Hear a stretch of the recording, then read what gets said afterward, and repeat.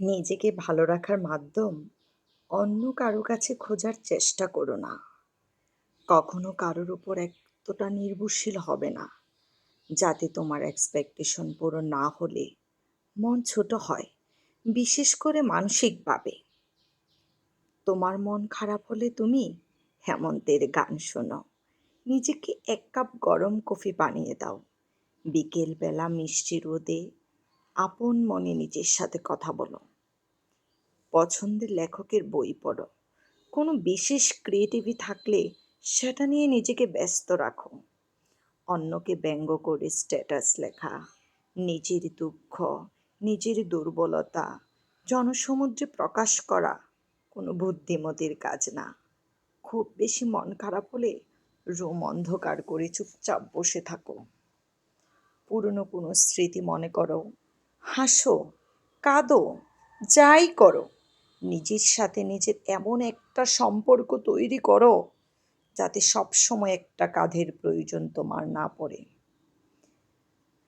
যদি কোনো কাজে সফল হও তাহলে নিজেকে গ্রেড দাও, যদি অকৃতকার্য হও নিজের সাথে অভিমান করো, নিজের সাথে প্রতিজ্ঞাবদ্ধ হও।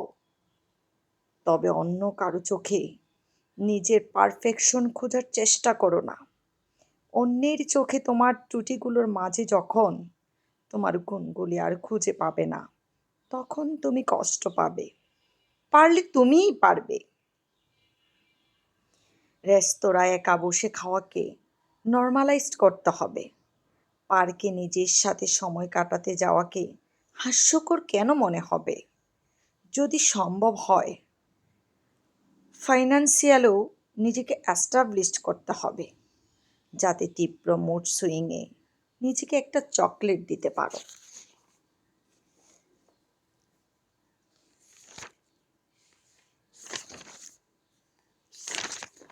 নিজে টাকা জমিয়ে নিজের পছন্দের ড্রেসটাও কিনে দিতে পারো নিজেকে।